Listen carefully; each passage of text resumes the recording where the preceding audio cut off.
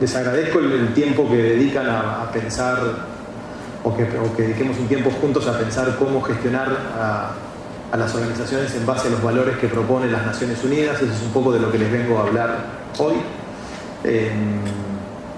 Como dijo recién Fernando, la idea es que tengamos una conversación informal, así que en cualquier momento la idea es que si hace falta alguna aclaración, alguna pregunta o algún comentario, que se sientan libres de poder hacerlo. La presentación que nosotros preparamos con Leonardo, que me acompaña del equipo, les queda de modo tal de que ustedes puedan luego ir a la presentación y utilizarla en sus equipos, pero la idea de hoy es poder reflexionar un poco acerca de cómo mover a la organización hacia estos principios universales que proponen las Naciones Unidas, que están contenidos en el Pacto Global de Naciones Unidas, que, como mencionamos, ustedes ya están formalmente adheridos a esta iniciativa. Entonces el desafío ahora es cómo hacer realidad la implementación de estos 10 principios. Entonces yo preparé una presentación donde vamos a ir recorriendo algunos caminos hasta llegar básicamente a cómo se gestiona, porque el Pacto Global les propone a las organizaciones un modelo de gestión basado en la mejora continua en relación a los 10 principios, pero si hay alguna duda obviamente me avisan.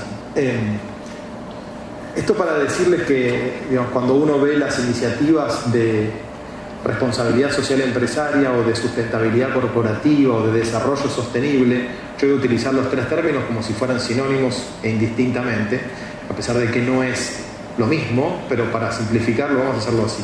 Este es un poco el mapa de todas las iniciativas de responsabilidad social que hay en el mundo. No sé cuántos de ustedes conocen las que están acá. Levante la mano. ¿Conocen alguna de estas? ¿Sí? Las ISO, todo el mundo más o menos las conoce, ¿sí? Los principios de la OCDE, de la política multinacional de la OCDE, que también es bastante conocido. La declaración tripartita de la OIT sobre derechos fundamentales en el trabajo. ¿Sí? Más los que están en el ámbito laboral, de las relaciones laborales, la conocen un poquitito más, porque tiene un énfasis más en lo que tiene que ver con condiciones laborales. La ISO 26000 es la primera norma de responsabilidad social, que no es solamente para empresas, sino para todas las organizaciones. Están los principios de Ecuador, que en realidad es una iniciativa sectorial para la industria financiera, que tiene que ver más que nada con la prevención del lavado de activos en el sector financiero. Y luego hay 3 iniciativas en donde están las Naciones Unidas bien fuertemente involucradas. En el año 2011 las Naciones Unidas aprueban los principios rectores de empresa y derechos humanos, donde por primera vez se aprueba un consenso, se aprueba un documento donde queda aclarada cuál es la obligación del Estado en materia de derechos humanos y cuál es la obligación de las empresas en materia de derechos humanos. El GRI se inicia un poquitito antes, pero básicamente es una iniciativa también iniciada por las Naciones Unidas, donde básicamente lo que se establece es un marco para la elaboración de reportes o memorias de sustentabilidad. Memorias de sustentabilidad donde las empresas pueden informar sobre la creación de valor económico, social y ambiental. Y finalmente ahí está también el Global Compact como una iniciativa, ¿sí? Entonces acá el menú de opciones eran muchos, digamos, o son muchos el menú de opciones cuando uno ve por cuáles tomar. La empresa de ustedes adhirió al Global Compact tomando una posición bastante clara. Y finalmente en el año 2015 se aprueban los Objetivos de Desarrollo Sostenible, que son una agenda, y ustedes lo van a ver ahí en el cuadernito, digamos, con unos iconos bien coloridos, bastante conocidos. Es una agenda que se aprueba en el año 2015 con 17 objetivos, 169 metas alcanzadas en el año 2030, que representan fundamentalmente una agenda para el sector público, pero donde el sector privado, en tanto el sector privado tiene la capacidad de generar valor en las 3 dimensiones, en el valor económico, social y el ambiental, las empresas también pueden hacer una contribución a esta agenda de los Objetivos de Desarrollo Sostenible. Voy a pasar muy rápido por acá, pero es importante recordar por qué estamos hablando de sustentabilidad, ¿sí? No quiero abundar en números, pero me parece sí es importante reflexionar muy rápidamente. Cuando uno ve, digamos, el estado de crecimiento de la población mundial, acá uno a veces tiene que tomar dimensión de cuál es el escenario en términos demográficos para los próximos 40 o 50 años. ¿Sí? Hay un momento donde se empezó a medir la cantidad de personas que vivían en el planeta, y uno ve que más o menos desde el momento cero hasta el año 2006, cuando está este gráfico, Pasamos de muy pocas personas habitando en el planeta Tierra a 6.500 millones de personas. Hoy estamos por encima de los 7.000 millones de personas. Pero ven, digamos, cuando uno ve las estimaciones hacia el año 2050, pasamos de muy poco tiempo, en 40 años, 45 años, de 6.500 millones a más de 9.000 millones de personas en el mundo. Es decir, nos toma 2.000 años pasar de 0 a 6.000 millones y en solo 40 años pasamos de 6.500 millones a 9.000 millones.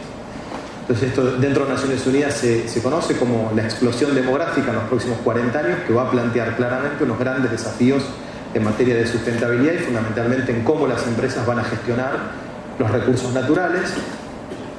Y esto es particularmente más preocupante si nosotros sabemos que en los próximos 45 años una gran parte de toda esa población va a vivir en las ciudades y no en el campo, y entonces cómo construir ciudades que sean resilientes, sostenibles y que estén preparadas para satisfacer a toda esta gente es un gran desafío.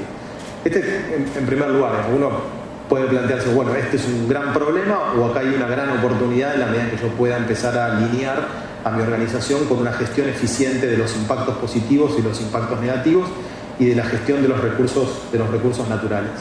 Pero otros datos, digamos, de sustentabilidad, la expectativa de vida al nacer, no sé cuántos de ustedes conocen estos números, pero digamos, uno tiene la suerte de nacer en Japón, tiene la probabilidad de llegar hasta los 72 años de vida. Si uno tiene la desgracia de nacer en Zimbabue, la expectativa de vida baja a 36. Varios de los que estamos acá ya estaríamos mirando las cosas de otro lado. Lo que quiero decir con esto, digamos, es que obviamente hay personas que tienen la posibilidad de vivir mucho tiempo y personas que tienen la desgracia de vivir muy poco tiempo, y esto es algo que uno no elige. Uno tiene la posibilidad de elegir dónde vivir, pero no dónde nacer. Entonces, ¿cómo se está configurando el planeta? Un planeta donde cada vez viven más personas, donde más personas van a demandar cada vez más recursos, donde tenemos recursos cada vez más limitados, pero al mismo tiempo donde, por ejemplo, la expectativa de vida, y esa es una condición de la felicidad humana, ¿no? Todos en realidad queremos vivir mucho tiempo, se distribuye de una manera bastante inequitativamente, y lo mismo cuando uno ve la cantidad de personas que viven sin acceso al agua potable o la cantidad de personas que viven bajo la línea de la pobreza, que es otro de los indicadores de cómo estamos empezando a construir un mundo bastante poco insostenible, ¿no? Uno sabe, en función de los indicadores que produce siempre el Banco Mundial, cuántas personas viven con $1 al día, inimaginable. El dólar sea que valga 30, 32, 35, yo no me imagino viviendo con $1 al día. Pero cuando uno ve, digamos, cuántas personas deben vivir con $2.50 al día, que también parece ser bastante poco, se sorprende cuando casi el 50% de la población mundial tiene que vivir con $2.50 al día. Si uno toma otra dimensión más, o la tercera dimensión del desarrollo, que tiene que ver con el cuidado del medio ambiente, y este es un informe que no hace Naciones Unidas, es un informe de Planeta Vivo, no importa el tiempo en el cual tomemos en los últimos 10 años los informes, todos los indicadores son más o menos iguales en cualquiera de las tres dimensiones. Entonces, hacia el año 1960 gran parte del planeta se pintaba en verde, es decir, que eran países que tenían crédito ecológico, con la excepción de algunos países de Europa Occidental. Hacia el año 40 años más tarde, 45 años más tarde, vemos que una gran parte del planeta se pinta de rosado o de rojo. Significa que los países han pasado de tener crédito ecológico a tener una deuda ecológica, es decir, que emiten más dióxido de carbono que su capacidad de retener. Esto básicamente porque se deforesta, porque se extraen todos los recursos naturales, etcétera, etcétera. Entonces, paradójicamente, hay dos cuestiones que uno podría decir acá. La primera es la gran oportunidad que tiene América Latina y el Caribe, donde en los últimos 50 años se mantiene más o menos en verde. Entonces la pregunta es cómo nosotros alcanzamos un estadio de desarrollo sin comprometer los recursos naturales. Y al mismo tiempo la otra gran paradoja es que muchos de los países que están pintados en rojo son países que uno tendería a pensar que son países desarrollados, o países que en los últimos años se nos proponen como modelos de crecimiento económico, y la pregunta que uno cabría hacerse es ¿a costa de qué? Y ahí ya vamos a este último gráfico, digamos, para explicar por qué hablamos de sustentabilidad, y la pregunta es si es posible alcanzar un modelo de desarrollo realmente sostenible. Entonces, este es un gráfico que combina, me parece a mí, las dimensiones más relevantes del desarrollo humano. Por un lado, el índice tradicional de desarrollo humano que producimos nosotros en la ONU, que clasifica a los países entre 0 y 1. Países que están más cerca del 0 son países con bajo desarrollo humano, es decir, países en donde las personas tienen pocas posibilidades de elegir el tipo de vida que quieren vivir. Cuando estás más cerca de 1, tu libertad para elegir la vida que querés vivir está maximizada. Y acá generalmente Naciones Unidas produce un índice donde no aparecen muchas sorpresas. Más cerca de 1 están los países escandinavos, ¿no?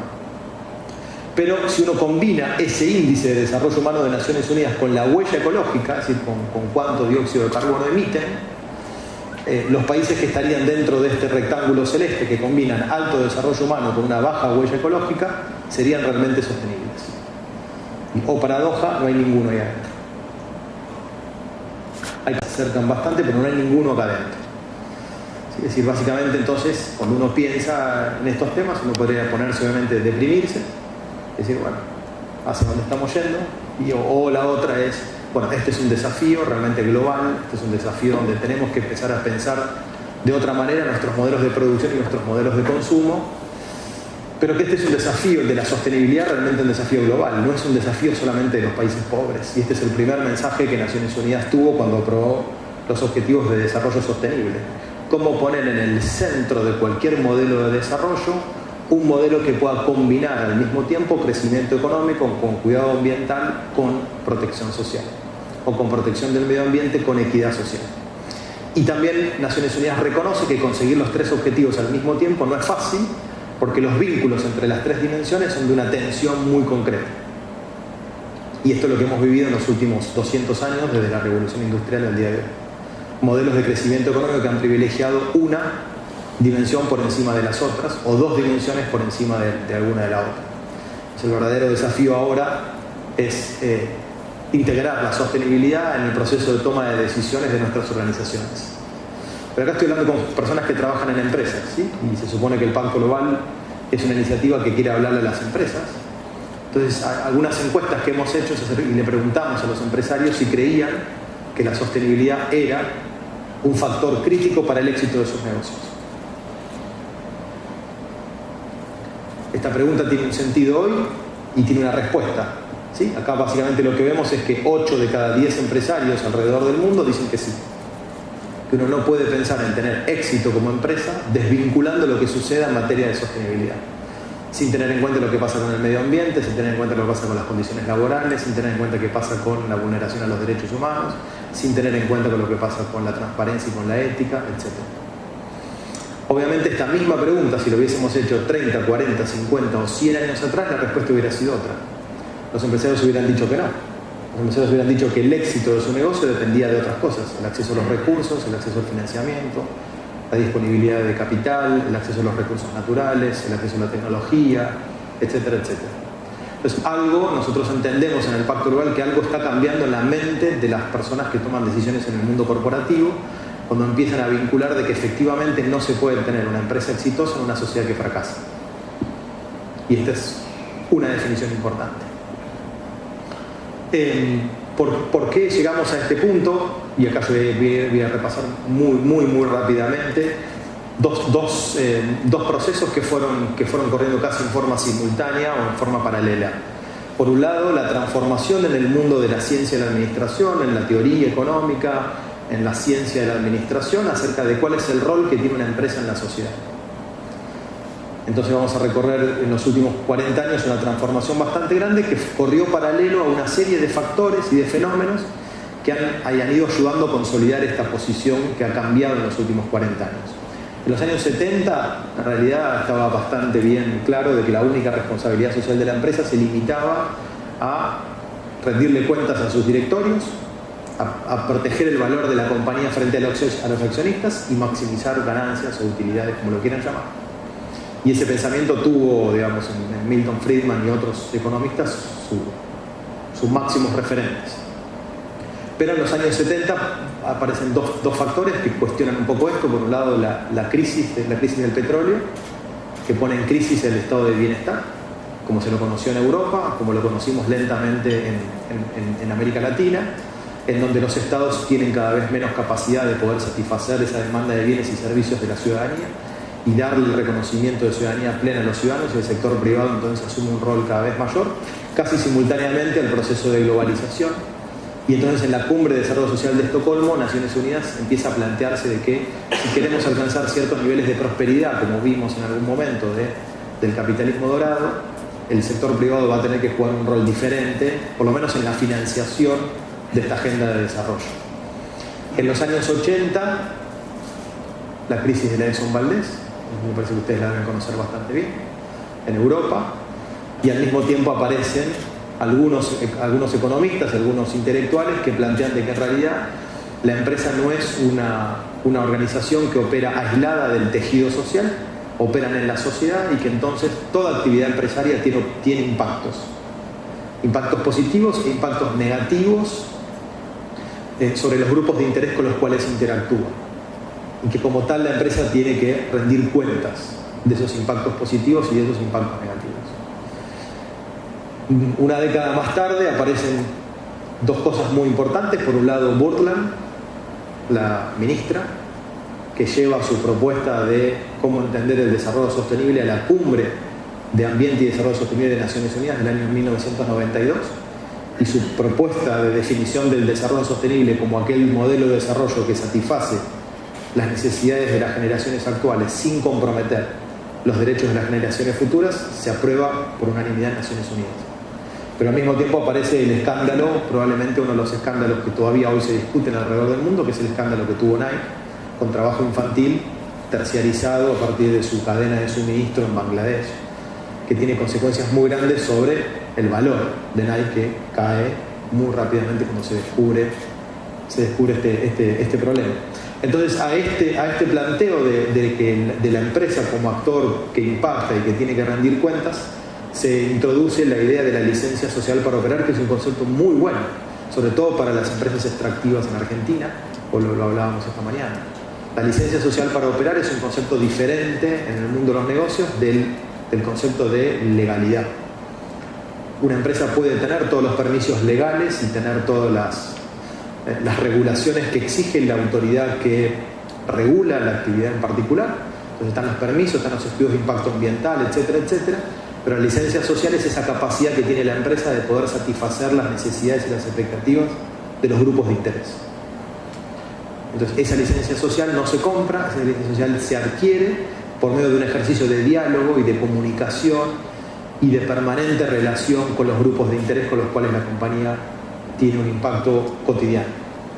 Entonces ese concepto está muy, muy, muy presente y cada vez más en las industrias, en la industria petrolera, en la industria minera, etcétera, etcétera. Unos años más tarde aparece el escándalo de Enron, ¿sí? También conocido por todos, donde básicamente lo que se ve, digamos, tiene que ver con la falta de introducir o cómo el mundo de los negocios se mueve por fuera de los conceptos de la ética. Y entonces aparece de vuelta una definición diciendo que en realidad responsabilidad social es aquella relación ética que la empresa tiene con todos los públicos de interés, y por el establecimiento de metas empresariales compatibles con el desarrollo sustentable de la sociedad. Y ahí es donde aparece nuestra iniciativa del Pacto Global. Y finalmente, en el año 2011, aparece esta que es la definición de la ISO 26000 de responsabilidad social.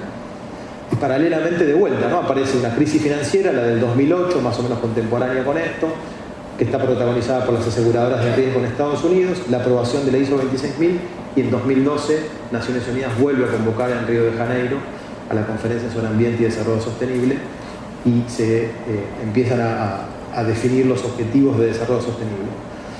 Si estos argumentos a ustedes no los convenció, diría que tengo otros principios, y es cuáles son las exigencias que hoy en el mundo de los negocios están empezando a ser un driver para exigirle cada vez más responsabilidad social o prestar atención a la sustentabilidad en el mundo de los negocios. Y entonces está dado por un lado las mayores exigencias de fondos individuales y fondos de inversión, o fondos públicos directamente de inversión. ¿Sí? El Fondo Público de Inversión de Noruega, por ejemplo, hace unos años sacó de su lista de inversión a Walmart porque había habido una acusación, una denuncia de que en Walmart México había una violación sistemática a los derechos de las mujeres para llegar a puestos de decisión. Entonces son mensajes muy fuertes que la comunidad financiera está empezando a mandar al sector privado, y de hecho hoy hay iniciativas como por ejemplo los principios de inversión responsable de Naciones Unidas, donde agrupa a los fondos de inversión con ciertos criterios para poder evaluar el desempeño en materia de sustentabilidad de las compañías con información disponible por parte de las empresas. Así que cualquier información que ustedes coloquen en su página web, habrá un conjunto de analistas financieros que van a poder empezar a hacer recomendaciones de riesgo. Entonces evalúan las tres dimensiones: la económica, su desempeño en la dimensión económica, social y de gobernanza. Entonces, toda información que ustedes coloquen en la página web, los reportes de sustentabilidad, etcétera, etcétera, estos analistas financieros toman información de ahí y empiezan a producir rankings y recomendaciones a los inversores. Tal empresa representa un riesgo porque no gestiona de una manera adecuada los riesgos no financieros. Entonces, no se mide solamente el desempeño en el plano económico de la compañía, sino los riesgos no financieros. Si una empresa no lo gestiona muy bien, o te puede ir muy bien a fin de año, pero si esos riesgos están muy bajos, si están muy mal manejados, vas a ir muy abajo en el ranking. Hay algunas regulaciones recientes de la Unión Europea, por ejemplo, en abril del 2014, la Unión Europea estableció un principio de que todas las empresas con más de 500 empleados deben presentar un reporte de sustentabilidad o explicar. ¿Sí? La política es reporte o explique. Presente un reporte de sustentabilidad sobre cómo usted crea valor en el plano económico, social y ambiental, o explique por qué no lo hace. Entonces, todas las empresas europeas ya están sometidas a esta regulación bastante reciente que se puso en vigencia en el año 2014. Hay varios países, incluyendo el gobierno argentino, que se declararon amigos del párrafo 47 de la Declaración de Río de Janeiro. El párrafo 47 de la Declaración de Río de Janeiro dice que los gobiernos van a estimular la presentación de informes de sostenibilidad, especialmente de las empresas públicas y las empresas que cotizan en bolsa. El gobierno argentino, el gobierno de la India, el gobierno de Francia, el gobierno de Brasil, el gobierno de Chile, el gobierno de Colombia son formalmente amigos del párrafo 47, con lo cual también es probable que en algún momento pueda introducirse alguna regulación para convertir en obligatorios los reportes de sostenibilidad. Obviamente hay la participación en cadenas de valor globales. Ayer tuvimos una reunión, vino Martina a nuestras oficinas y una empresa contó que para ser proveedora de una empresa más grande le exigieron ser parte de una iniciativa de sostenibilidad. Y eso empieza a ser un factor cada vez más creciente. Y ahí, pienso yo, una empresa como ustedes, con una gran capacidad de mandar señales al mercado, también podría empezar a introducir esto como una condición para hacer negocios. Ya sea que vos seas parte de una gran cadena de valor o que vos puedas incidir sobre tu cadena de valor, es un factor importante donde muchas empresas están usando esa capacidad de poder extender la responsabilidad social hacia las cadenas de valor. Obviamente la responsabilidad social mejora la reputación corporativa, y acá no hay que ser necios. ¿Sí? Las empresas que invierten en responsabilidad social terminan teniendo mejores desempeños en reputación corporativa. Esto significa mayor fidelización, significa mejor clima laboral, significa mejor retención de talento, significa mejor capacidad de reclutar gente, etcétera, etcétera, etcétera. Los gobiernos ya más o menos lo mencioné anteriormente, y finalmente hay algunos consumidores que empiezan a tener una demanda creciente de saber cómo se elabora un producto. ¿Sí? Entonces empieza a haber cada vez más consumidores que se acercan a empresas para saber cuáles son las condiciones laborales, de dónde se extrajo el recurso, la materia prima, cuál es el proceso de producción, qué tipo de generación de valor se produce en la comunidad donde opera la compañía, etcétera, etcétera. Entonces hay muchos argumentos para que las empresas empiecen a preocuparse por la responsabilidad social. Nosotros en Naciones Unidas entendemos que las empresas pueden adoptar finalmente 3 modelos de intervención en la sociedad. Que uno podría decir, bueno, usando 3 dimensiones de análisis, digamos. La primera es una intervención basada en la filantropía, donde yo contribuyo con recursos financieros o en especies a determinados proyectos. Puedo dar plata o puedo no dar plata.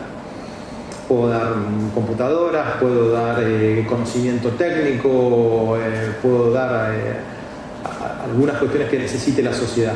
Entonces, la filantropía suele generar poco beneficio para la empresa, porque no hay un retorno de esa inversión, o muy bajo es el retorno de esa inversión.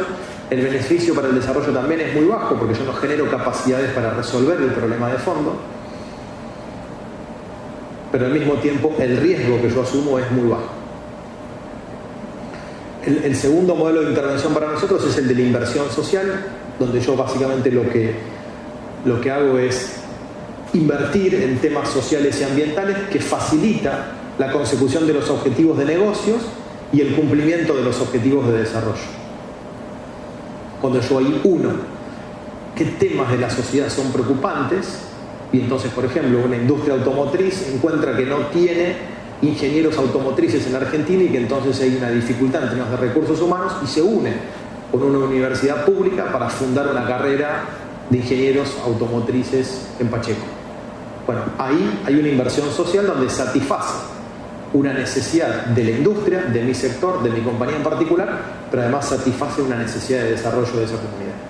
Entonces, aquí hay más beneficios para la empresa, porque hay una fidelización, hay una expectativa por parte de la empresa, hay un beneficio más claro en términos de desarrollo más alto, pero hay mayor riesgo. Y finalmente el tercer modelo es el modelo que se llama el modelo de negocios inclusivos, donde yo proveo como empresa soluciones empresariales que aceleran y sostienen el acceso de los pobres o de las comunidades más vulnerables a bienes y servicios que son necesarios y oportunidades de generación de ingresos que contribuyen a su empoderamiento económico. ¿Sí? Cuando yo no me vinculo con la base de la pirámide únicamente para venderle productos, sino para ver cómo yo le incorporo a mi proceso productivo y genero ciertas capacidades.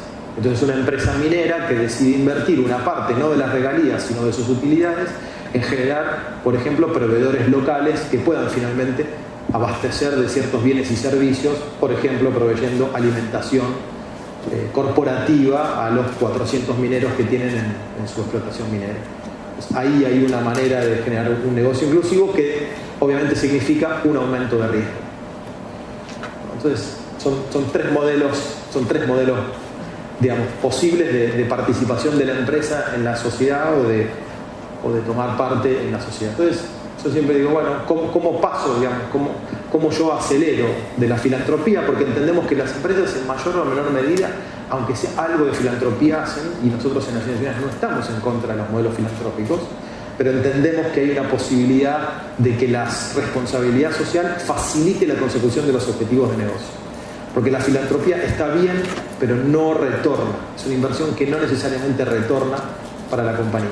Entonces le pregunto a mi cuñado, me diera que fuera un chiste, ¿cómo pasar de la filantropía a la responsabilidad social? Entonces nosotros entendemos que la mejor manera, el mejor enfoque es cuando tu organización se gestiona en base a valores o principios que están universalmente reconocidos. Porque estos principios, que son los 10 principios del Pacto Global, hoy se han convertido en el piso mínimo, es decir, es la expectativa mínima que todos los grupos de interés que interaccionan con una empresa espera que la empresa sea capaz de garantizarle ese cumplimiento. Entonces, los principios del Pacto Global hablan, 2, de los derechos humanos, y cuando uno empieza a hacer un zoom, y ustedes ya pasaron por esa encuesta de autoevaluación, vieron que el zoom te lleva a un nivel de profundidad bastante importante, pero vos podrías profundizarlo mucho más. Entonces hay 2 principios, uno donde pide que las empresas apoyen y respeten la protección de los derechos humanos, pero el segundo, más complejo, es que las empresas no sean cómplices de abuso de los derechos humanos. El término ahí de complicidad de abuso de los derechos humanos es un término complejo, porque la complicidad puede ser implícita, puede ser explícita, puede ser silenciada, hay muchas formas de complicidad. Esto lo vemos sobre todo en ciertas industrias extractivas en África, donde no hay una presencia estatal y donde hay una extracción de recursos muchas veces ejercitado de forma ilegal, o por lo menos en donde hay una ocupación de territorios por fuerzas que no son reconocidas por el Estado, y las empresas, muchas, se abastecen de esos recursos naturales mirando para otro costado, ¿no? Mirando para otro lado. La industria de la electrónica, de los celulares, ha sufrido en los últimos años muchas acusaciones de falta de responsabilidad social por esto mismo, ¿sí? El coltán se extrae del Congo de esa manera, para hablarlo con nombres propios, digamos. Luego tenemos 4 principios vinculados con lo que tiene que ver con el ámbito laboral, con la calidad en el empleo, con la calidad de las relaciones laborales, y ahí hay cosas muy básicas, pero hay otras que son un poco más complejas. Entonces el principio 4 de trabajo forzoso y obligatorio, el principio 5 de trabajo infantil o el principio 6 de discriminación en materia de empleo y ocupación son principios difíciles cuando uno escarba y va un poquitito más abajo acerca de qué fueron las últimas discusiones que se dieron en Naciones Unidas en estos temas. Entonces, cuando hablamos del principio número 4 de eliminación del trabajo forzoso y obligatorio, ¿a qué piensan ustedes que hace referencia a las Naciones Unidas? Así de paso no sigo hablando yo solo. ¿Qué creen ustedes a que nos estamos refiriendo nosotros con ese tema? Vamos, yo no estoy tomando un examen, así que alguien que se anime. Trabajo esclavo. Bien. Automáticamente uno piensa en trabajo forzoso y obligatorio, en trabajo esclavo. Bueno, Bueno, el trabajo esclavo se abolió, obviamente que hay trabajo esclavo todavía en muchas partes del mundo, y también obviamente la OIT habla del trabajo esclavo moderno, formas de esclavitud modernas de trabajo que no son las tradicionalmente conocidas por nosotros. Pero resulta ser que además la OIT, que es el espacio dentro de Naciones Unidas tripartito por naturaleza, en donde cada uno de los documentos que se producen con acuerdo entre el representante estatal, el representante de los empleadores y el representante de los trabajadores, sostiene que en realidad el trabajo forzoso y obligatorio se registra cuando cualquier persona trabaja más horas que la que establece su contrato de trabajo sin percibir remuneración alguna por dicho trabajo. Esa es la definición precisa de la OIT. Y ahí, como vos me mirás, cómplicemente, todos entramos en algún momento del año en situaciones de trabajo forzoso. Ustedes que trabajan en una empresa de propiedad estatal y yo que trabajo en las Naciones Unidas. Está clarísimo. Desde el momento que el jefe de recursos humanos te dijo, te ascendimos, te dimos el celular, tenés wifi, tenés que contestar el correo en cualquiera de las 24 horas del día, chao, perdiste. Desde el momento que te subieron a un avión porque te dicen que tiene guarda, que el avión tiene wifi y tenés que contestar el email que te mandé a cualquier... Bueno, ahí empieza a haber pequeñas situaciones de trabajo forzoso. ¿Por qué le preocupa a Naciones Unidas el trabajo forzoso? Ustedes saben que hay una gran discusión a nivel global acerca de cuántas horas deberíamos dedicar de las 24 de trabajo. ¿Sí? Hay algunas que están vinculadas con la productividad, hay algunas que están vinculadas con la generación de empleo y como una estrategia de reducir el desempleo, pero lo cierto es que en realidad la gran preocupación de Naciones Unidas es que cuando una persona trabaja más que 8 horas, que es la convención que por ahora tiene la OIT de un régimen laboral, significa que uno le está dedicando más tiempo al trabajo que a otras cosas. Y uno no puede dejar de pensar a esa persona como una persona integral, con derecho al trabajo, pero con derecho a la educación, con derecho al ocio, con derecho a estar a la familia, con derecho a la recreación y con derecho a no hacer nada. También es un derecho. Entonces, cuando nosotros trabajamos más que 8 horas, 12 horas, 13 horas, 14 horas, si me ríen porque varios de ustedes deben haber estado, ¿no?, en los últimos meses en una situación como esa, hay alguien que está perdiendo. O pierde su familia, o pierde su salud, o pierden sus amigos. Hay alguien que está perdiendo. Y entonces ahí empieza a haber un empobrecimiento de cada uno de nosotros como seres humanos. Y eso es la preocupación de fondo. El principio número 5 pasa más o menos lo mismo. Cuando uno dice, el Pacto Global pide a las empresas que no haya trabajo infantil. Las empresas me dicen, bueno, sí, yo tengo. Entonces automáticamente le mandan el principio número 5 a recursos humanos.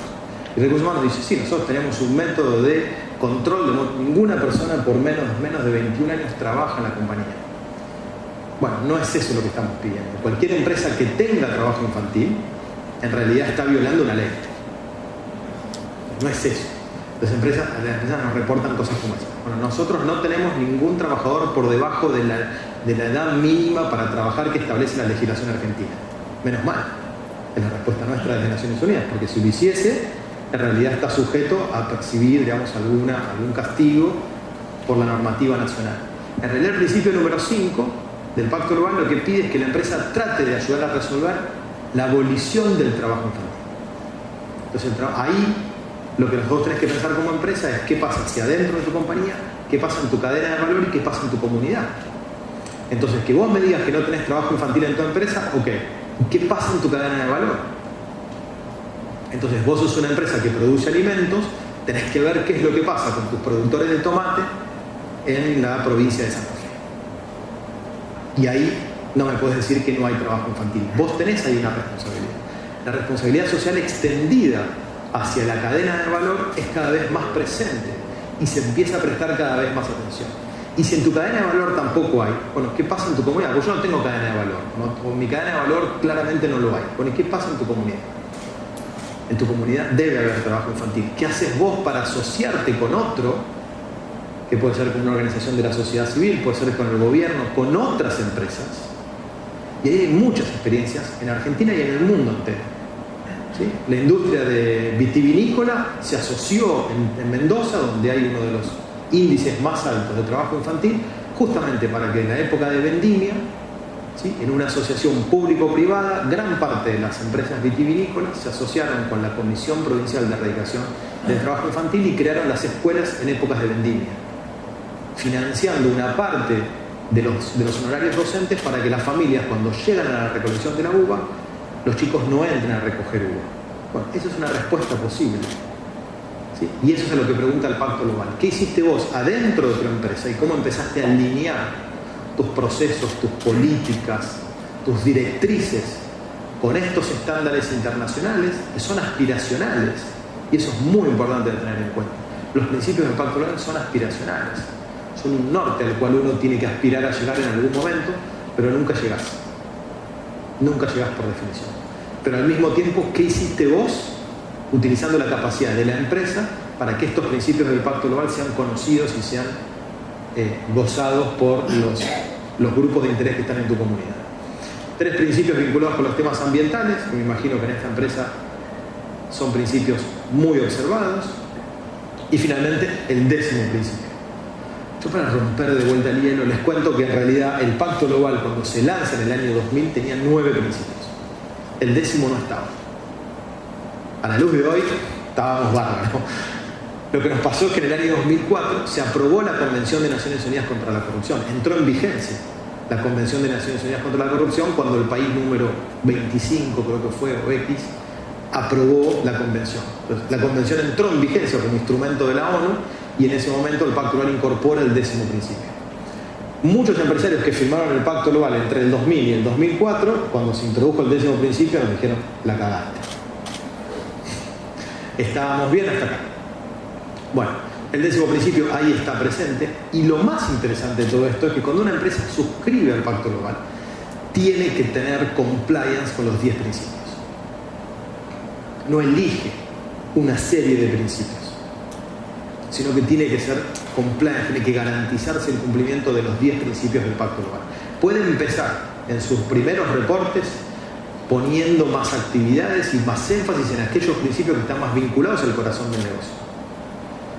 Yo conozco poco sobre la industria de ustedes, pero me imagino que en su primer reporte puede haber mucho vinculado con los temas de procesos de cuidado ambiental, de normas de certificación, etcétera, etcétera, porque probablemente estén más vinculadas con ustedes. Me parece más difícil encontrar en una empresa como esta situaciones de trabajo infantil. Es difícil, me parece encontrarlo. Pero bueno, cuando reporten van a tener que empezar a reportar cómo están implementando los 10 principios del Pacto Global. Entonces, el mandato o la aspiración que tiene el Pacto Global es que las empresas integren en sus operaciones, en su esfera de influencia y en su cultura organizacional los 10 principios vinculados con los derechos humanos, los estándares laborales, el medio ambiente y la lucha contra la corrupción. Esa es la dimensión individual del Pacto Global. Eso es puertas hacia adentro. Esa es la evaluación que ustedes tienen que hacer, puertas hacia adentro. Y recién lo hablábamos con el equipo de ustedes. La segunda dimensión es la dimensión colectiva. La empresa no es un actor más en la sociedad. La empresa tiene una capacidad también de influenciar positivamente sus entornos. Entonces, también hay una expectativa del Pacto Global de que las empresas tomen acción en sus políticas, en sus operaciones, pero también en las sociedades, en las comunidades, en los entornos donde operan. Y esa es una dimensión a veces de la ciudadanía corporativa poco explorada. ¿Sí? ¿Cuánto uso yo mi capacidad para tratar de que algo cambie allí donde tengo yo presencia? Sentando en la mesa a quien tenga que sentar. Pueden ser actores del sector privado o personas del sector público. Naciones Unidas cree que hay una gran capacidad de trabajar en forma conjunta entre las Naciones Unidas con su mandato clásico de promoción de los derechos humanos, búsqueda de la paz en el mundo. Fíjense que fui muy sutil, búsqueda de paz en el mundo. La reducción de la pobreza, etc. Y la misión que tienen las empresas. Y así es como nació el Pacto Global en el año 1999. Kofi Annan fue a Davos a dar una conferencia. Davos, que debería, me parece que todos nos imaginamos Davos, ¿no? El centro del corazón financiero del mundo, digamos, que han mirado históricamente el corto plazo. Bueno, Kofi Annan fue ahí en su momento, dio un discurso que duró 2 minutos 30 segundos, está en internet, lo pueden ver, y básicamente en su alocución habla sobre la globalización, habla sobre el crecimiento del poder de las empresas, habla del desmedido poder que tienen las empresas frente a algunos estados, y de su capacidad de poder unir esa capacidad de innovación, de liderazgo, de influencia de las empresas con los valores que vienen proponiendo las Naciones Unidas y dice, ¿por qué no firmamos un pacto? Y así nace el Pacto Global de Naciones Unidas, donde las empresas se comprometen a eso. Una vez que Kofi Annan, yo no estaba en la ONU, yo entré en la ONU en el año 2004, así como me ven, en 2003, entré en 2003 en la ONU. Colegas que ya estaban en la ONU me dijeron que hubo dentro de las Naciones Unidas dos reacciones. La primera reacción cuando Kofi Annan vuelve de Davos a Nueva York, donde un grupo de burócratas de Naciones Unidas le dijo, usted acaba de firmar un pacto con el diablo. Nunca la empresa va a poder poner su capacidad al servicio del bien común de una sociedad. Usted va a llevar a la ruina a la ONU. Otro grupo de funcionarios le dijeron, esto es lo que Naciones Unidas necesitaba. Naciones Unidas viene trabajando desde su fundación en la década del 40 con los gobiernos. Y nosotros vamos a tener resultados de crecimiento, de prosperidad, de reducción de la pobreza, de reducción de los conflictos, solo en la medida en la que trabajemos con los gobiernos y con el sector privado. Quédense ustedes con la parte de la historia que quieran. Yo creo que la segunda parte es la que está correcta. Nosotros estamos convencidos en Naciones Unidas de que las empresas tienen una capacidad de influenciar positivamente. Ustedes tienen conocimientos, tienen recursos, tienen capacidades que pueden poner al servicio de los desafíos sociales y ambientales que tenemos por delante como comunidad. Y cuando me refiero a esto, no me estoy refiriendo que la empresa tiene que a partir de mañana, ¿hay un director financiero acá? ¿En la mesa? No vino, qué pena. No estoy diciendo que el director financiero mañana tiene que asignar en su cuenta de resultados, en su presupuesto, el presupuesto en invertir en responsabilidad social. Hay que buscar esos recursos y esas capacidades que estén al interior de la empresa, que puedan ponerse al servicio de estos desafíos sociales y ambientales. Y algunas de las cosas que ustedes ya están haciendo están en esa línea. ¿Sí? Si menciono esa iniciativa que ustedes hicieron de utilizar la capacidad de compra, utilizando y poniendo en la página web la posibilidad de poder satisfacer algunas necesidades que detectaron a lo largo y a lo ancho de la presencia que ustedes tienen en este país, es un ejemplo de cómo ENARSA, antes y hasta ahora, pone al servicio de un tema social su capacidad y trata de resolverlo. Y lo resuelve de una manera transparente, que es poniendo la información en la página web. Eso es para nosotros la responsabilidad social de las empresas. Ahora bien, muchas organizaciones no logran sostener el compromiso con el Pacto Global de Naciones Unidas o con la responsabilidad social porque no ponen en marcha un modelo de gestión. No lo gestionan. Los recursos humanos en una empresa se gestionan. Las pautas publicitarias se gestionan. El crecimiento del modelo de negocio se gestiona. Todo se gestiona en una empresa. La responsabilidad social también, y este es un poco el modelo de gestión que tiene el Pacto Global. Empieza con la visión de la empresa. Todas las empresas tienen declarada una visión, un norte hacia el cual quieren llegar. ¿Sí? Sigue por las cualidades del liderazgo. Y acá entramos a las cuestiones más blandas. ¿Sí? ¿Cuáles son las cualidades de liderazgo necesarias que necesito incorporar en mi empresa? ¿Por qué? Porque hay un nuevo liderazgo. Si yo efectivamente empiezo a relacionarme con los grupos de interés que están adentro de mi empresa, que están afuera de mi empresa, yo tengo que ver cómo identifico esos liderazgos que están adentro y afuera que me van a llevar a mí a alcanzar esta visión que tengo acá. Finalmente, ¿cómo empodero a mis equipos? Y esto también es muy importante. ¿Cómo asigno recursos y cómo defino políticas? Y acá es donde entra en clave muy importante que la responsabilidad social no esté aislada del resto de las funciones de la compañía.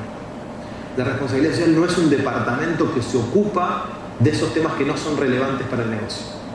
La responsabilidad social tiene que estar en el departamento de abastecimiento, la responsabilidad social tiene que estar en el área de recursos humanos, la responsabilidad social tiene que estar en el área legales, la responsabilidad social tiene que estar en el área de compliance, la responsabilidad social tiene que estar en el área de relaciones con los proveedores, tiene que estar en todas las funciones de la compañía. Finalmente, yo tengo ciertos procesos con los cuales gestiono cada uno de estos temas. También tiene que haber un proceso para gestionar la responsabilidad social. Hay normas al respecto sobre cuáles son los mejores procesos. Está la AA1000, hay varias en este sentido. Y finalmente yo tengo que tratar de ver cómo con mis actividades de responsabilidad social tengo un impacto en mi gente, tengo un impacto en la sociedad donde opero y tengo un impacto en mi cadena de valor, en mi cadena de suministro o en mis clientes. Y finalmente yo tengo que reportar. La unión de estos dos elementos que empiezan por la visión, terminan el reporte y uno podría hacer una nueva flecha del reporte hacia acá, es el diálogo con los grupos de interés. Yo no puedo gestionar responsablemente mi negocio si yo no sé las expectativas y las necesidades que tienen mis grupos de interés, que son las comunidades, las personas y las organizaciones sobre las cuales yo tengo un impacto, positivo o negativo. ¿Sí? De vuelta, empresa minera, Chinchillas, Puna, 4.200 metros de altura. Su comunidad más cercana está a 40 kilómetros. Pasan un promedio de 34 camiones por día con kilos y kilos de minerales por la puerta de la comunidad. Por 14 comunidades que están impactadas por eso. Ahí hay un impacto. Por supuesto que hay un impacto positivo en la generación de empleo, pero por supuesto que hay un impacto negativo. ¿Sí? Ayer me decía un gerente, nuestros camiones van a pasar las 24 horas del día, con camiones con no sé cuántas toneladas de minerales por la puerta de esas familias. Se perdió la paz, ¿no? Me voy a vivir a la Puna porque encuentro paz, te pasa el camión de las mineras todos los días. Bueno, ahí hay un grupo de interés sobre los cuales yo me tengo que acercar. Tengo que conocer qué expectativa tiene, cómo puedo minimizar ese impacto negativo y a la vez cómo puedo maximizar el positivo. Entonces este modelo de gestión básicamente plantea 4 preguntas.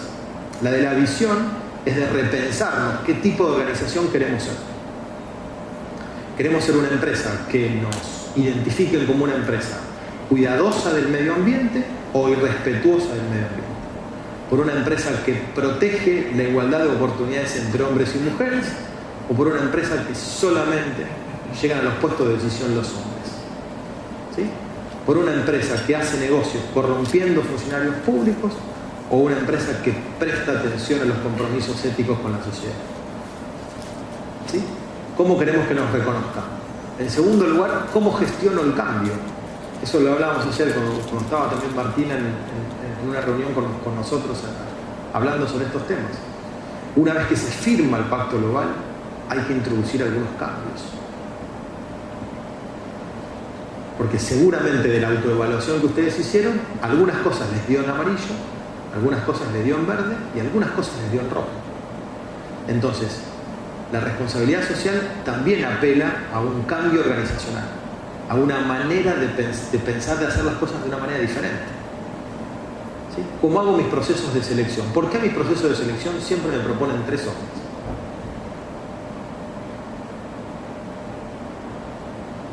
Por ejemplo, ¿qué pasa con el área de recursos humanos? Que siempre cuando se toma una decisión gerencial hay un hombre que llega y nunca hay una mujer que llega. Entonces, la segunda pregunta es cómo voy a gestionar el cambio y con quiénes voy a gestionar el cambio. La tercera es cuál es la propuesta de valor que yo le estoy haciendo a mi sociedad. Sea una sociedad de consumidores, sea la sociedad más amplia de consumidores o otra sociedad más pequeña con las cuales ustedes interactúan. La propuesta de valor. Básicamente la propuesta de valor es esto. Cómo yo voy a impactar en mi gente, cómo voy a impactar en la sociedad donde opero y cómo voy a impactar en mi cadena de valor. Y finalmente, cómo le comunico esta propuesta de valor a la sociedad. Y ahí es muy importante la presentación de los reportes. El reporte de sustentabilidad tiene que mostrarle a la máxima autoridad de la organización de que la responsabilidad social le agrega valor al negocio. Y es difícil de hacerlo. Pero yo tengo que ser capaz de mostrárselo a través de mi reporte de sustentabilidad. Pero además de hacer el bien, yo tengo que hacerlo saber. ¿Y por qué tengo que hacerlo saber? Porque las empresas de vuelta pueden formar opinión pública en primer lugar, pero al mismo tiempo las empresas pueden generar un efecto positivo en otras empresas, en la medida que demuestren de que esto es posible. Entonces las empresas tienen que comunicarle a la sociedad que son capaces de generar valor económico, valor social y valor ambiental. Y que están lejos o cerca de hacerlo. Bien, grupos de interés, esta es una definición, no hace falta mostrarles, esto tal vez tampoco. Hoy las empresas tienen un mapa de grupos de interés muy complejo y muy diverso, y cada uno de ellos tiene expectativas e intereses diferentes. ¿Sí? Entonces los consumidores se preguntan cómo fueron elaborados esos productos, si son seguros, si son respetuosos del medio ambiente. Los gobiernos o los reguladores se preguntan si la empresa está cumpliendo con la ley en todos sus aspectos. Los medios de comunicación, cuando le hacen el approach a la compañía, la pregunta es: ¿qué me estás ocultando cuando me contás este tipo de cuestiones? La comunidad financiera empieza a preguntar cómo se gestionan los riesgos. La sociedad civil: ¿qué estás haciendo para crear valor en las tres dimensiones? Entonces, como ven, hay muchos grupos de interés y cada uno tiene expectativas diferentes. Y acá también es muy importante que la persona o el equipo encargado de la estrategia de responsabilidad social tiene que saber no solo reconocer estos grupos de interés, sino saber de la complejidad que significa lidiar con expectativas que son en algunos momentos muy divergentes entre sí. Entonces, el punto de equilibrio que yo voy a encontrar con mi estrategia de responsabilidad social va a ser, por definición, un punto de equilibrio muy dinámico. ¿Por qué? Porque las expectativas de todas estas organizaciones y personas cambian. De un día para el otro, de un mes para el otro y de un año para el otro. Y de ahí la importancia de la capacidad de escucha de la organización, estar abierto a la comunidad, saber qué es lo que está pasando, qué le pasa a mis trabajadores, qué le pasa a mis proveedores. ¿Por qué mis proveedores se quejan? ¿Y si le estás pagando 180 días? ¿Cómo no se van a quejar? Un ejercicio de responsabilidad social puede ser acortar en estos momentos los tiempos de pago. Pienso en voz alta. No digo que ustedes lo puedan hacer ni que lo deban hacer. Entonces hay que estar en contacto con estos grupos de interés y ver qué es lo que están pidiendo. En el Pacto Global también hemos preguntado a los directivos de las empresas quiénes son los principales grupos de interés, quiénes son aquellas personas, aquellas organizaciones que van a exigir más responsabilidad social en los próximos 5 años. Y las respuestas que nos dieron fueron, en primer lugar, los consumidores. En segundo lugar, los empleados. Y en tercer lugar, los gobiernos. Uno pensaría la sociedad civil. Aparece acá. El gráfico en marrón fue la encuesta hecha en 2007, el gráfico en naranja fue la encuesta hecha en 2010. ¿Sí? Las ONGs están acá. No han sido identificados como uno de los grupos que más van a exigirlo. Es interesante, consumidores, empleados y gobiernos. ¿Sí? Digo, en una empresa privada común, interesante porque sin consumidores no hay mercado y sin empleados no hay empresa. Entonces las generaciones más jóvenes empiezan a preguntar, cuando se sientan en las entrevistas de selección de personal, empiezan a preguntar: che, ¿y esto de la conciliación entre la vida laboral y la vida familiar, qué está pasando? Che, ¿y cómo se maneja el tema de las vacaciones? Che, ¿y cómo se maneja el tema del voluntariado corporativo? ¿Y qué está pasando con la igualdad de oportunidades? ¿Y qué pasa si aparece una persona de otro sexo? ¿Se quiere cambiar de sexo? Y para ustedes es interesante que el tercer grupo de interés sean los propios gobiernos. Al ser una empresa de propiedad estatal, el propio gobierno puede mañana empezar a preguntar más cosas o exigirle más cosas. Un estudio que hicimos hace ya 5 años sobre 27 industrias en 103 países y más de 1000 CEOs de empresas, le hicimos algunas preguntas. Y finalmente ellos nos dijeron, por ejemplo, que solamente el 32% de esos 1000 CEOs creían que la economía mundial estaba en camino de cumplir las demandas de una población creciente. El 33% solamente cree que las empresas están haciendo lo suficiente para hacer frente a los desafíos globales de sustentabilidad. Pero sin embargo, una gran mayoría de ellos, casi como una de las primeras filminas que les presenté anteriormente, 8 de cada 10, creían que las empresas deben liderar los esfuerzos para la formulación y aplicación de nuevas metas en temas prioritarios a nivel mundial, y ahí cómo la empresa puede identificar su contribución a los objetivos de desarrollo sostenible satisface ese 84% que está ahí. ¿Sí? Hoy tenemos los objetivos de desarrollo sostenible como los temas prioritarios a nivel mundial, y la medida que las empresas puedan identificar su contribución positiva, puede ser muy positivo. ¿Qué recomendaciones dijeron estos CEOs de empresas? Primero, reclamaron más intervención de los gobiernos y los responsables de la formulación de políticas públicas, en colaboración con las empresas para alinear las políticas públicas con la sostenibilidad. Y acá todavía hay mucho por hacer, de cómo empezamos a introducir criterios de sostenibilidad, por ejemplo, en las compras públicas, de cómo empezamos a introducir criterios de sostenibilidad en los tratados de inversión, de cómo empezamos a introducir criterios de sostenibilidad en las facilidades para las exportaciones, o cómo empezamos a introducir criterios de sostenibilidad en los créditos que pueda entregar la banca pública. Ejemplos de cómo se podría colaborar entre gobiernos y empresas en el tema de sostenibilidad. Y la otra, y ese es un poco el sentido para ser parte de redes como la del Pacto Global, manifestaron la necesidad de aprender de empresas líderes para el aprovechamiento de la sostenibilidad como una oportunidad para la innovación y el crecimiento. Es decir, hay mucha necesidad de parte de las empresas de poder pasarse información, de compartir experiencias, de no reinventar la rueda, porque esto es uno podría decir, es una temática nueva en el mundo de las empresas. De hecho, cuando uno se enfrenta, yo tengo la suerte de charlar con muchos encargados de sostenibilidad, no hay una profesión que predomine por encima de otra.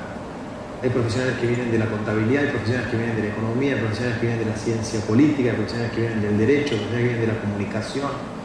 Entonces, todavía la responsabilidad social o la sustentabilidad es un campo relativamente nuevo, no hay una profesión que nos prepare para este desafío. De ahí la importancia no solo de armar equipos multidisciplinarios, sino fundamentalmente de ser partes de redes, como de la red del Pacto Global, para que las empresas puedan compartir sus experiencias y facilitar que la curva de aprendizaje sea más amplia. ¿Cómo voy con el tiempo? ¿Alguien tiene alguna duda hasta acá? Yo estoy hablando hace casi una hora ya, sin parar. ¿Preguntas? ¿Comentarios? ¿No? ¿Estamos bien? Bueno, este es el modelo de gestión que nosotros les proponemos a las empresas, como les dije, basado en el modelo de la mejora continua, que está en nuestra página web y que le hemos pasado al equipo para que luego se lo compartan a ustedes, porque está disponible en nuestra página web. El modelo de gestión está basado en estos 6 pasos. El primero, y vamos a ir viéndolos, ¿sí? Cada uno con cierto grado de detalle, o lo vamos a ver un poquitito más, digamos, en detalle alguno de estos pasos. Y está en el cuaderno, bien. En la 4ª hoja o 5ª hoja, ahí está el circulito más en detalle. ¿Para qué sirve este modelo de gestión? Primero, para que la organización pueda reconocer más cómo gestionar los riesgos y las oportunidades, los riesgos no financieros. ¿Sí? Y hoy no lo traje, pero hay algunos informes. Por ejemplo, hay una comisión de sustentabilidad que encabeza Paul Polman, el CEO de Unilever, que acaban de producir un informe donde básicamente muestra cómo en los últimos 15 años la correcta gestión de los riesgos no financieros han pasado a ocupar de lugares secundarios a un lugar preponderante en las agendas empresariales. Entonces, el modelo de gestión sirve en primer lugar para poder identificar los riesgos e identificar oportunidades y, en el caso de los riesgos, poder gestionarlos de adecuada manera. En segundo lugar, ayuda a garantizar que la estrategia de sostenibilidad que ustedes puedan tener esté alineada a los principios del Pacto Global. Si tienen una, y si no tienen una, poner en marcha una estrategia de sostenibilidad. Está basado en el proceso de mejora continua, y la idea justamente es que este sea un proceso bien flexible, iterativo y continuo en el tiempo. Entonces, bueno, ahí hay un mensajito interesante que dice: más importante que cómo se realice este ejercicio es que se intente, ya que el valor real va a aparecer en las lecciones aprendidas en el ejercicio de poder usar este modelo de gestión. El primer paso es el compromiso, y es el más difícil. No hay proceso de transformación organizacional en la búsqueda de la sostenibilidad si no hay, en primer lugar, un compromiso y una declaración bien fuerte del presidente o de la autoridad más alta de la organización. Este no es un proceso que nace de abajo hacia arriba. Parte de la cabeza de la organización Y en ese sentido nosotros lo que le pedimos es que para que se conviertan en firmantes las empresas se comprometan con el Pacto Global y sus 10 principios. En el caso de ustedes eso ya se hizo. Se compromete a integrar alianzas para promover los objetivos generales de las Naciones Unidas. Y el tercero es presentar anualmente una comunicación de progreso. Y ese es un elemento importante porque en el modelo de gestión que arranca con la visión terminaba con el reporte, y este es el tercer compromiso que asumen ustedes cuando adhirieron al pacto. Nosotros esperamos que ustedes todos los años puedan publicar en la página web de ustedes, pero en la página web nuestra de la ONU, su reporte que se llama Comunicación del Progreso, que es un reporte donde tienen que mostrar cómo están integrando los 10 principios en su gestión.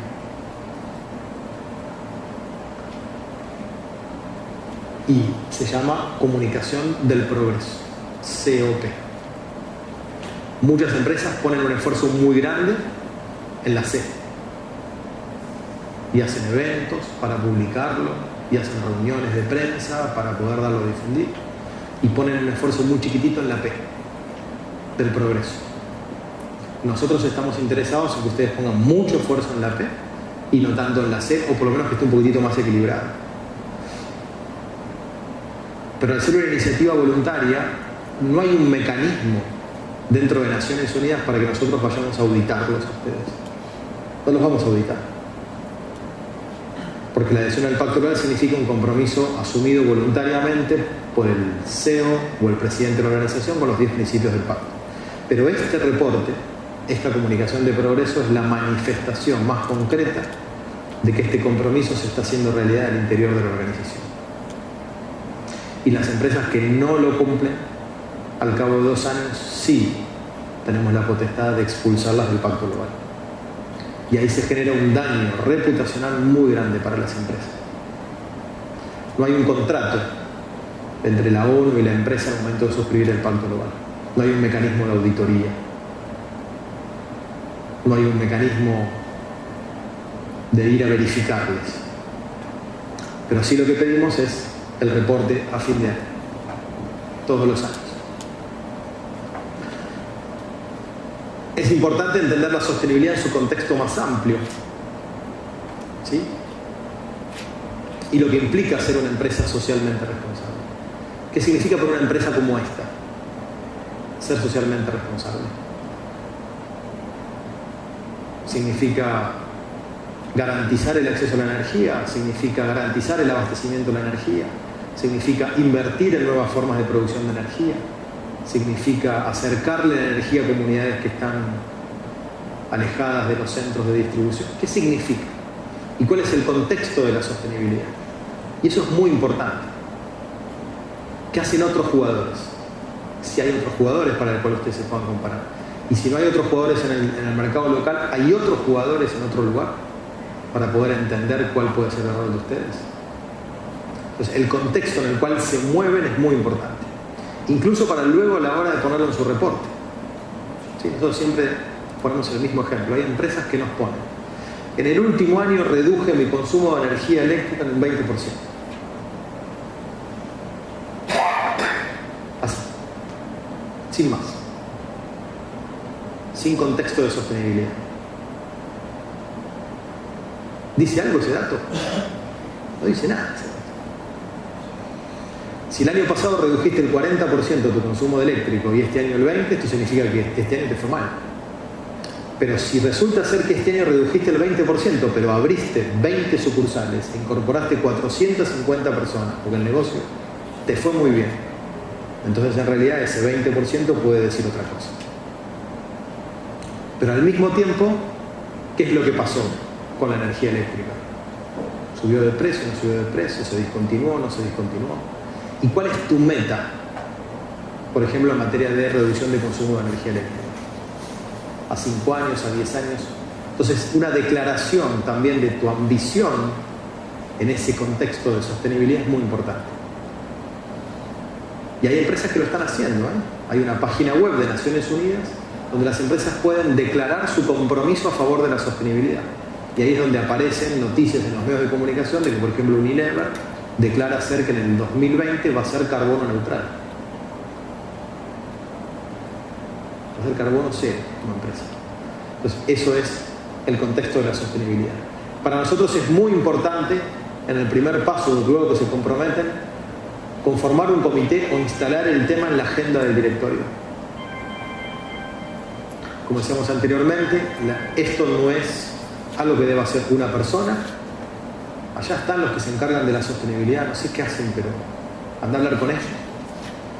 Entonces tiene que haber un comité con las distintas áreas, y esas áreas que integren este comité de sostenibilidad o de responsabilidad social son las áreas que están con mayor responsabilidad en el tema a partir de la identificación de temas materiales sobre los cuales yo tengo que gestionar, y obviamente hay que asignar recursos para esto. Entonces, preguntas que estaría, si tuviésemos más tiempo, digamos, para debatir, que salen del documento es: ¿hay suficiente experiencia en el directorio respecto de las implicaciones de negocio y estrategias en temas de sostenibilidad? ¿El directorio comprende acerca de los principios del buen gobierno corporativo, la transparencia y la comunicación de estos temas? ¿Cuáles son las prácticas de las empresas líderes en materia de sostenibilidad? Son algunas de las preguntas que están en la publicación que nosotros dejamos para que tal vez ustedes en algún momento se contesten.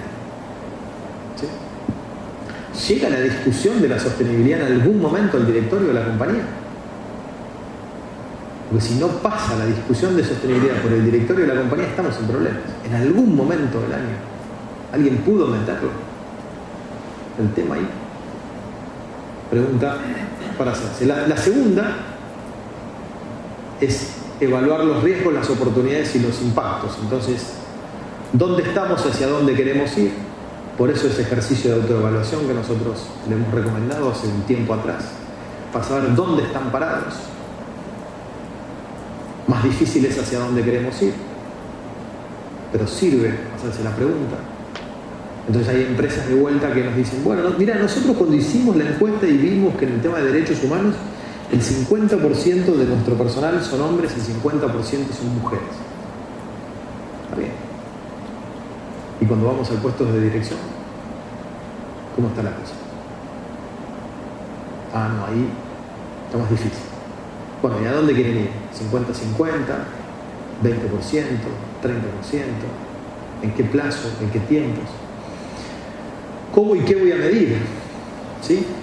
De vuelta, ¿y qué indicadores voy a utilizar? La discusión del consumo de energía eléctrica es un indicador para una empresa. La cantidad de mujeres en puestos de decisión es un indicador. La distribución salarial entre hombres y mujeres es un indicador. ¿Cuánto gana un hombre y cuánto gana una mujer por el mismo trabajo? ¿Es un indicador relevante para una empresa como ustedes? ¿O no es relevante? Uy, perdón. Entonces hay un montón de indicadores para tomar. Entonces el más utilizado obviamente son estos, los del GRI, pero luego hay otros, ¿no? ¿No tuvieron una charla con la gente del IATS? Sí. Bueno, ellos tienen también sus indicadores. Ethos, que es una organización brasilera, tiene sus indicadores. El Dow Jones Sustainability Index también. Hay el proyecto de disclosure de carbono también puede ser otro. Podría ser interesante que una empresa como esta empiece a utilizar los indicadores del CDP y ver cómo contribuyen a la descarbonificación de la economía argentina en los próximos 5 años. Entonces, ese análisis de línea de base le va a dar a ustedes, ¿sí?, saber dónde están parados, si son más bien reactivos. Entonces simplemente lo que hacen es, digamos, el cumplimiento de las leyes, y ahí estamos. O si te da que sos un anticipador, y entonces estás en un nivel más maduro, entonces vas un poquito más allá del cumplimiento de la ley, pero todavía no te diferenciás de la competencia. Ustedes no tendrían competencia, pero si sos un diseñador de estrategias de sostenibilidad, entonces ahí sí aplicás una estrategia y una gestión, te diferenciás de los otros. O si sos un jugador transformacional, ¿no?, que generás ventajas competitivas, que creás valor sostenible y que sos finalmente un modelo a seguir. En materia de sostenibilidad hay pocos modelos a seguir, pero hay algunas empresas que ya están, ¿sí? Patagonia, en la industria textil, es una de ellas, ¿sí? es un modelo a seguir. Interface en la producción de alfombras a nivel global es una empresa a seguir. Unilever frente a Procter & Gamble es una empresa a seguir en materia de sostenibilidad. Danone en la producción de alimentos está intentando ser una empresa a seguir. Hay algunas empresas que están generando ciertos modelos innovadores interesantes para pensarlo. Obviamente hay que identificar riesgos financieros y no financieros, los internos y los externos, la relación con los grupos de interés, porque esto permite definir y priorizar objetivos y que uno pueda trazar los verdaderos planes de acción de vuelta, ¿no? Esto las empresas se sabe hacer bastante bien, la de identificación de riesgos. A esos ejercicios clásicos de identificación de riesgos y aplicarlos a los modelos financieros, hay que introducirle todos estos riesgos no financieros. ¿Sí? Entonces, ¿qué pasa si yo financio un gasoducto que pasa por el medio de una comunidad indígena y no aplico el convenio 169 de la OIT? Bueno, ahí yo tengo un riesgo muy alto de que no pueda pasar finalmente el gasoducto por esa zona.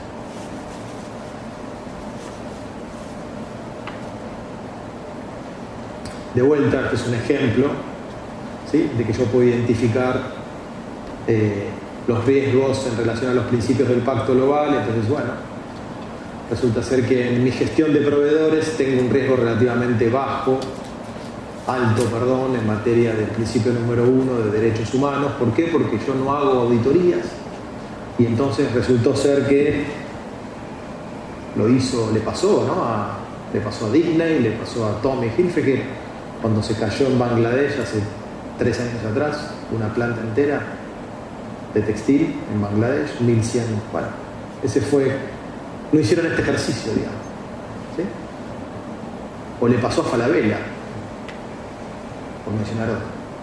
Entonces eso acá, digamos, en mi gestión de proveedores no incluye una dimensión del respeto a los derechos humanos, no hago auditorías sociales, no pregunto, no investigo, no hago un due diligence a la hora de que un proveedor sea proveedor mío, y entonces me da como resultado que el riesgo es muy alto en este caso.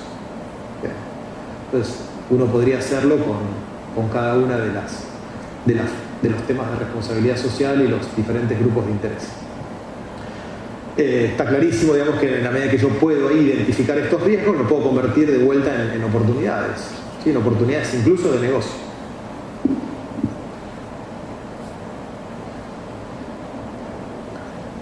El paso 3, una vez que yo definí, digamos, evalué en función de estos riesgos y de estas oportunidades, en realidad empiezo a definir objetivos y estrategias, y esto ustedes lo saben muy bien, digamos, más falta me parece que yo lo explique.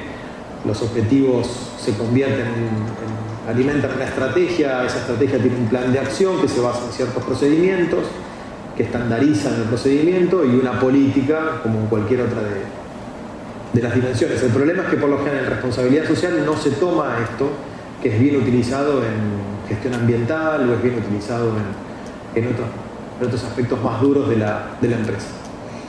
El paso número 4 tiene que ver con la implementación, y ahí en la implementación es importante que yo pueda involucrar a mis colaboradores. Y nosotros estamos muy contentos de estar con ustedes hoy acá, porque ustedes a partir de este momento van a reconocer que la empresa es signataria del Pacto Global, que voluntariamente adhirió a esto, con lo cual ustedes van a ser nuestros facilitadores de aquí en adelante. Hace falta desarrollar capacidades y recursos, es necesario ajustar algunos procesos existentes y desarrollar nuevos, y lo más importante es trabajar en las cadenas de valor. Uno de los principales desafíos que tienen las empresas grandes cuando trabajan los temas de responsabilidad social es su cadena de valor. No es lo que pasa dentro de la empresa, que ustedes pueden tener buenos procesos, deben tener buenos sistemas de gestión, pero sus proveedores pueden no estar completamente alineados con eso. Y entonces un escándalo de un proveedor puede impactar directamente en ustedes. Ha pasado a nivel global y ha pasado en Argentina, ¿sí? Le pasó a Arcor hace un par de años, ¿sí? Nota, Diario de los Andes en Mendoza, productores que llevaban un cajoncito con chicos, laburando un cajoncito que decía Arcor. ¿sí? Esa foto en el diario significó una crisis reputacional para Arcor. Entonces el problema no estaba en la planta de Arroyito, no estaba en su edificio en Maipú, en su edificio corporativo, sino que estaba con uno de sus proveedores, donde no hicieron ese mapa de riesgo y no pudieron detectar a tiempo de que había un problema ahí de trabajo infantil con uno de sus proveedores. Entonces yo tengo que obviamente poner eje en cómo introduzco los cambios trabajando con las personas de mis equipos, cómo yo introduzco nuevos procesos y ahí de vuelta, cómo yo relevo las expectativas de mis grupos de interés si no tengo un proceso de trabajo. ¿Sí? Y ahí de vuelta, ahí hay algunas empresas que son un modelo. Sancor Seguros, por ejemplo, tienen un proceso de identificación, de relevamiento de expectativa de los grupos de interés, siguiendo una norma internacional, y ahí hay un líder, digamos, al cual seguir. Cómo yo utilizo las TICs para trabajar en estos temas, y finalmente cómo trabajo con los socios de mi negocio. Esto probablemente también lo vieron, digamos. Yo puedo identificar que puedo hacer actividades operativas de mi propia organización sobre las cuales yo tengo un grado de influencia muy alto y están bajo mi área de control. Entonces yo puedo introducir una cláusula rápidamente o hacer una política de compras inclusivas con mi área de abastecimiento. Ahora, a medida que yo me voy alejando del corazón del negocio y trabajo con mi cadena de valor, mi capacidad de influenciar en ellos es menor. Entonces yo puedo introducir una cláusula de que los proveedores míos cumplan los 10 principios del Pacto Global. Acá yo tengo mucha menos influencia. Yo puedo trabajar en la interacción con mi comunidad, entonces yo puedo empezar a unirme junto con otros para que juntos empecemos a trabajar en contra del trabajo infantil, como hicieron los viñeteros en Mendoza, o puedo yo tratar de incidir en la política pública. Que son acciones posibles de implementación de tu responsabilidad social, las que están más cerca del corazón del negocio son sobre las cuales yo tengo mayor control, mayor influencia y mayor capacidad de obtener resultados, y a medida que me alejo, la influencia sobre la cual yo tengo es menor. Con los socios de negocio, por ejemplo, yo puedo crear un código de conducta y decirle, bueno, vos para ser proveedor mío necesito que me presentes esto y esto, más allá de tu propuesta comercial. Evaluar el estado del cumplimiento haciendo ciertas auditorías periódicas, al azar, etc. Y solicitando retroalimentación por parte de ellos. Pues ahí hay algunas iniciativas para que ustedes puedan ir haciendo.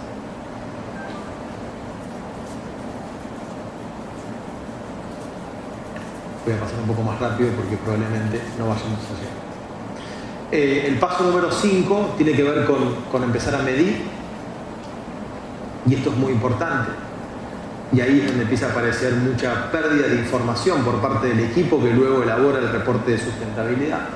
Entonces yo tengo que establecer en los pasos 3 y 4 el sistema de medición para recoger la información y que luego haya alguna persona o un equipo de personas que la compile, utilizar esa información confiable sobre el desempeño para guiar las decisiones, actividades y finalmente trabajar en conjunto con los colegas del sector y otros actores relevantes. Lo que queremos decir con esto básicamente es que una vez que yo documento la línea de base, yo tengo los objetivos y políticas, yo tengo que considerar, una vez que recopilo la información, la posibilidad de verificar la confiabilidad de la información por una tercera parte, y finalmente tengo que integrar el reporte de responsabilidad social junto con el reporte financiero. Si la empresa hace un reporte financiero todos los años porque el regulador se lo pide, nuestra sugerencia es que el desempeño en materia de responsabilidad social se incorpore a ese reporte, no que haga un reporte separado. Esa es como nuestra principal recomendación. ¿Por qué se estableció esta cláusula del reporte? En primer lugar, porque brinda información sobre el progreso real que la empresa está haciendo en relación a los 10 principios del Pacto Global. En segundo lugar, asegura y profundiza el compromiso de la organización con los principios del Pacto Global, una vez que puede demostrar de que efectivamente lo está haciendo. En tercer lugar, porque esto crea un repositorio de buenas prácticas que alimenta la posibilidad del aprendizaje. En cuarto lugar, porque salva la integridad de la iniciativa. El costo de entrada de la iniciativa es un costo muy bajo para las organizaciones. Y entonces hay que proteger sobre todo la iniciativa de lo que se llama como free riders. Entonces por eso también se introdujo esta política, pero finalmente porque el reporte promueve la transparencia.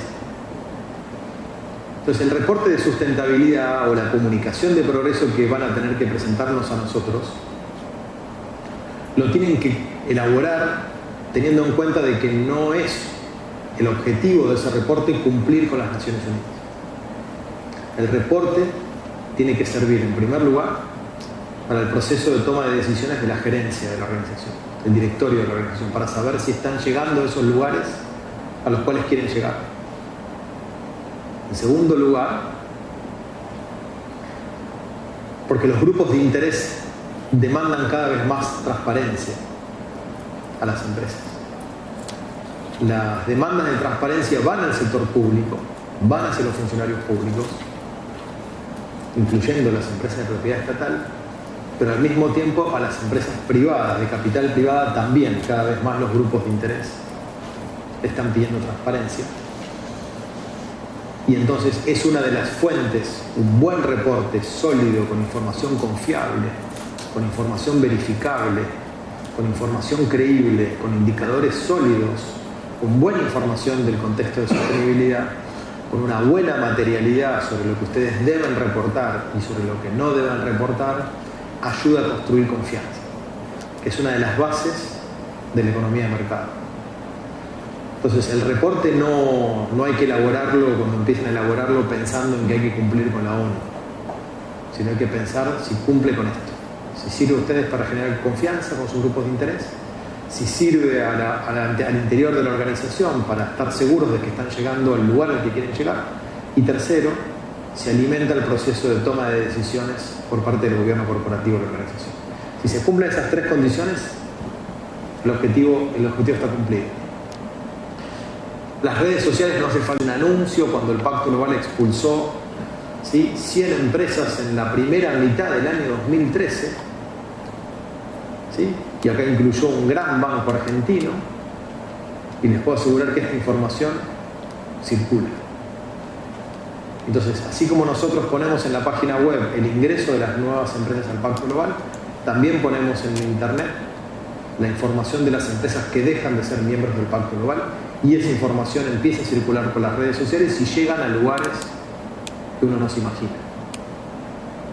Tanto es así, digamos, que desde ese banco, desde España, me llamaron para preguntarme qué había pasado con la filial argentina que había sido expulsada del Pacto Global. Entonces hay mucha gente prestando atención. También lo que nos permite, cuando ustedes presentan su comunicación de prueba, su reporte, es producir informes como este.